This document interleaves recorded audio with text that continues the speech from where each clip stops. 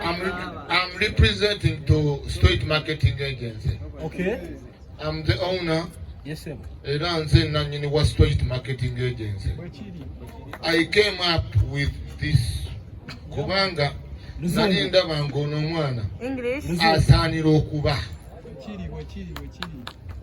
Most definitely. Yes. Continue. Tewali yakingamba. Continue.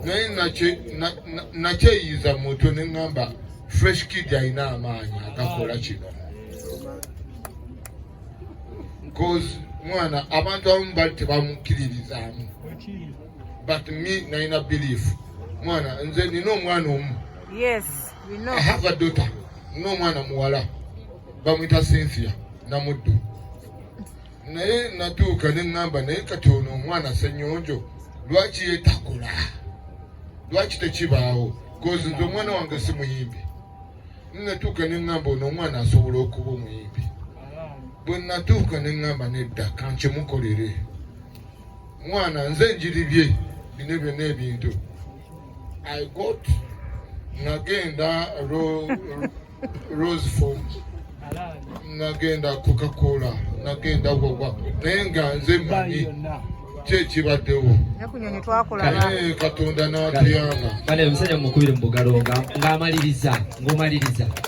N'atuyamba ne tubaawo ne tukikola era tukikoze. Mutabazi Pawulo ono talina ssente. Era temulowooza nti alina ssente nnyingi nnyo. Ne just bibadde byakwiriba. Kale Tata Fresh Kid. Soko we Tata Fresh Kid omuzinda owebale nnyo.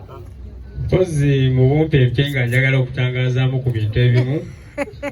Nga tonampa mukisa guddako ekyaliko mukisa guli. Ekivulu kino omukulu ono bwe yavaayo n'aleeta amagezi nti tutegeke Fresh Kid Primary Living Experience. Ne tubeeraawo tumaze emyezi ng'ebiri nga tulwanagana n'ekivulu kino nga kikyaganye naye nga sikkiriza. Abantu bagamba tekisoboka, nze nga ngamba kijjasoboka. Nengezaako okuteekawo embeera nenteekamu sente mpola mpola mpaka le tutuuse wano. Ng'omukulu ono akolawo nga advisor, nze nga nteekawo embeera okulaba nti kikola kigenda mu maaso. Tusooka ne tutagalamukaawo ne tugendakoko besigenda ku mensoninga manyaawo nendaba nga kibalemeredde. Amangu n'embiro nengenda ku Next Media. Ate nga nkakasa nti kijja kubeerawo. Mu linnya lya Yesu Katonda gy'ajja tukwatirako kibeerewo. Era mbadde nsaba bambi Bannayuganda, bayimbi bannaffe bonna, muyambe omwana ono bambi tumwelevatinge okuva mu level n'okudda mu level eddako. Oyo owedde oyogera naye ng'oyogera ku konsati n'ebizibu by'oyiseemu n'ebirungi n'abakulu.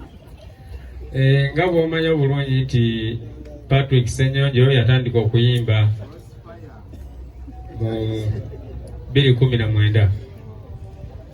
N'agezaako okumaintaininga endongo n'okusoma kubanga byonna bisigadde bitambula nga bigenda mu maaso. Naye Katonda atuyambyeko byonna ne tusigala nga tubitambuza bulungi. Sofa we tuli tukyali bulungi, bafaani tukyabalina bakyatuwagira, n'ebitabo bikyatambula bulungi, omusingi ogw'ebitabo gukyaliwo, n'omwana wammwe wa mpisa nnungi abalaga nti agenda mu maaso. Naye ng'okusinga si maanyi ge wabula maanyi gammwe abamuwagira. Kale tweyanziza nnyo ssebo. Kakati mbadde nsaba akazindalo bakampere Fresh Kid. Linda mu katono. Makona nina kye njagala obbagamba nga bino byonna tebinabaawo.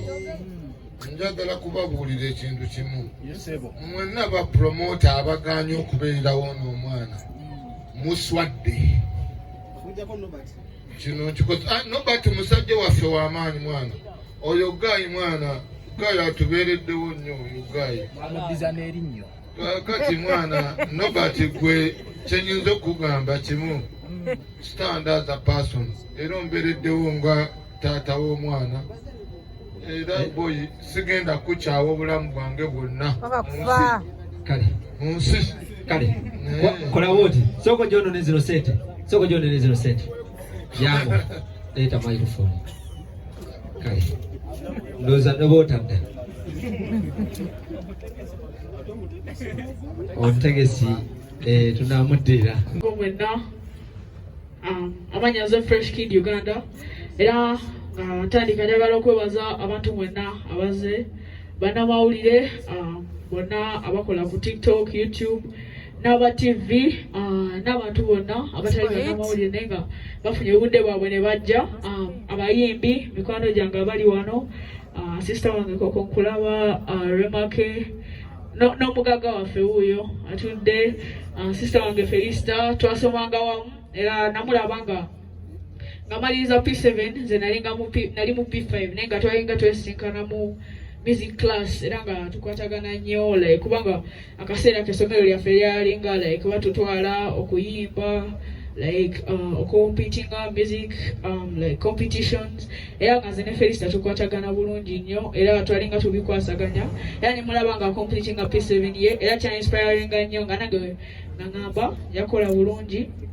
n'ebibuzo nja biyitamu bulungi nga Felista bwe yakola.